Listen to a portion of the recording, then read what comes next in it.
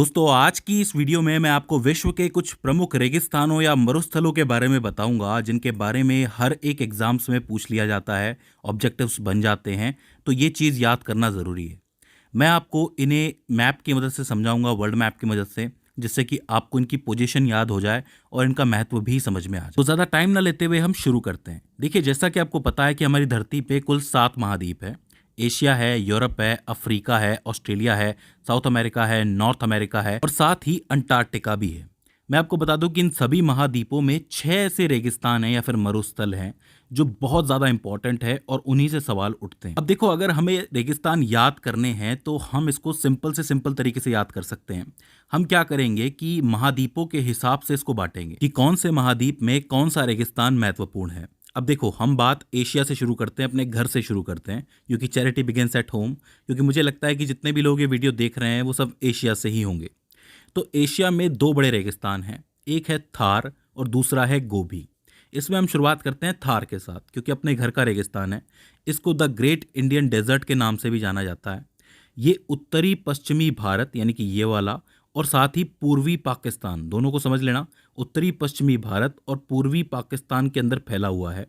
भारत की अगर बात करें तो भारत के राजस्थान, गुजरात, पंजाब और हरियाणा, इन 4 राज्यों में इस रेगिस्तान का विस्तार है और वहाँ ये तकरीबन 2 लाख वर्ग किलोमीटर तक फैला हुआ है। तो ये काफ़ी बड़ा रेगिस्तान है और आपके दक्षिणी एशिया में सबसे मशहूर भी है। इसके बाद हम बात करते हैं गोबी रेगिस्तान की। गोबी रेगिस्तान है हमारे पड़ोसियों के पास, यानी कि चीन और मंगोलिया के पास। मैं आपको बता दूं कि इसका अधिकांश हिस्सा जो है वो मंगोलिया में है और थोड़ा बहुत हिस्सा जो है वो चीन के अंदर भी है। मंगोलिया से आपको चंगेज़ खान का नाम याद आ गया होगा, वहीं से आया था वो। तो ये मंगोलिया वाला इंपॉर्टेंट हो जाता है। इसकी खास बात यह है इस रेगिस्तान की कि ये दुनिया का सबसे ठंडा रेगिस्तान। इसका तापमान 0 से -40 डिग्री सेल्सियस तक चला जाता है। जी हाँ, ये वाला जो रेगिस्तान है अपने ठंडे होने की वजह से बहुत ज़्यादा मशहूर है। इसलिए पूछा जाता है कि दुनिया का सबसे ठंडा रेगिस्तान कौन सा है, तो आप गोबी रेगिस्तान लिखोगे। तो ये 2 रेगिस्तान हो जाते हैं जो एशिया महाद्वीप में फेमस हैं। एशिया से हम आगे बढ़ेंगे तो यूरोप आता है। यूरोप के अंदर कोई रेगिस्तान खास है नहीं, यानी कि छुट्टी, उसको याद करने की ज़रूरत नहीं है। इसके बाद हम चलते हैं अफ्रीका की तरफ। जी हाँ, सबसे इंपॉर्टेंट चीज़ आ जाती है अफ्रीका। अफ्रीका में सबसे पहले हम बात करेंगे सहारा रेगिस्तान की। जी हाँ, जिसका सबको इंतज़ार रहता है। सहारा रेगिस्तान दुनिया का सबसे बड़ा रेगिस्तान है। इसका जो टोटल एरिया है वो 92 लाख किलोमीटर की दूरी तक फैला हुआ है। यानी कि अगर आप चीन और अमेरिका को मिला लोगे ना तो उसके एरिया के बराबर ये फैला हुआ है।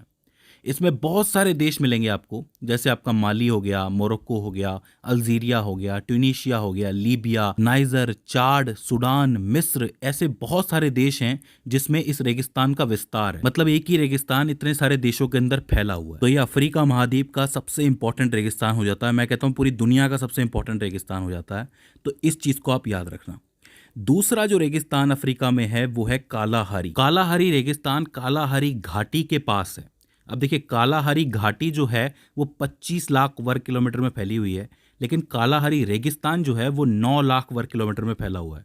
ये इसी से जुड़ता हुआ है, घाटी के साथ ही है ये। तो आपसे सवाल बन सकता है कि कालाहारी रेगिस्तान किसके पास स्थित है, तो आप कालाहारी घाटी लिख सकते हैं। ठीक है।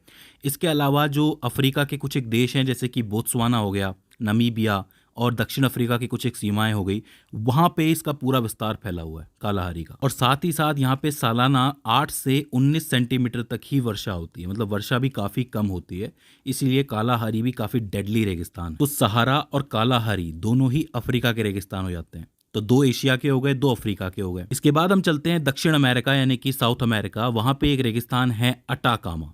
अटाकामा एक तटीय रेगिस्तान के रूप में जाना जाता है। इसकी चौड़ाई तकरीबन 160 किलोमीटर है और इसकी लंबाई 960 किलोमीटर। मुख्य रूप से उत्तरी चिली, एक जगह है चिली नाम की, वहाँ का जो उत्तरी पार्ट है उसमें इसका विस्तार देखने को मिलता है। अच्छा, इसकी खास बात यह है कि ये अपनी लवणीय चट्टानों की अधिकता की वजह से बहुत फेमस है। मतलब यहाँ पे लवणीय चट्टानें बहुत पाई जाती हैं, बहुत ज़्यादा अधिकता है, तो इस वजह से ये जाना जाता है। पूछा जा सकता है कि लवणीय चट्टानों के लिए कौन सा रेगिस्तान मशहूर है, तो आप अटाकामा लिख सकते हो। ठीक है। तो 2 एशिया के हो गए, 2 अफ्रीका के हो गए, एक दक्षिण अमेरिका का हो गया। अब लास्ट में एक बचता है द ग्रेट विक्टोरिया, और वो कहाँ पे है, ऑस्ट्रेलिया के अंदर। इसका विस्तार आपको पश्चिमी ऑस्ट्रेलिया से दक्षिणी पूर्वी ऑस्ट्रेलिया तक देखने को मिलता है, जहाँ पे ये 700 किलोमीटर तक फैला हुआ है और इसकी औसत ऊंचाई 230 मीटर तक है। इसके बारे में फेमस ये है कि यहाँ पे आक्रामक प्रजातियाँ रहती हैं जिनका खतरा बना रहता है। ठीक है, सांप वगैरह, बिच्छू वगैरह, ऐसी कई तरीके की प्रजातियाँ वहाँ पे होती हैं जो आक्रामक होती हैं। तो ये रेगिस्तान इसके लिए मशहूर है। तो ये आपके 6 रेगिस्तान हो जाते हैं जिनको आप महाद्वीपों के आधार पर बांटकर याद कर सकते हो। दोस्तों, मुझे उम्मीद है कि सिंपल सी चीज़ें आपको याद हो गई होंगी। अगर इसके बाद भी इसके अंदर आपको कोई क्वेरी आती है, कोई दिक्कत आती है, तो आप हमें कमेंट सेक्शन में बता सकते हैं। तो दोस्तों, आज की इस वीडियो के अंदर बस इतना ही। See you in the next one.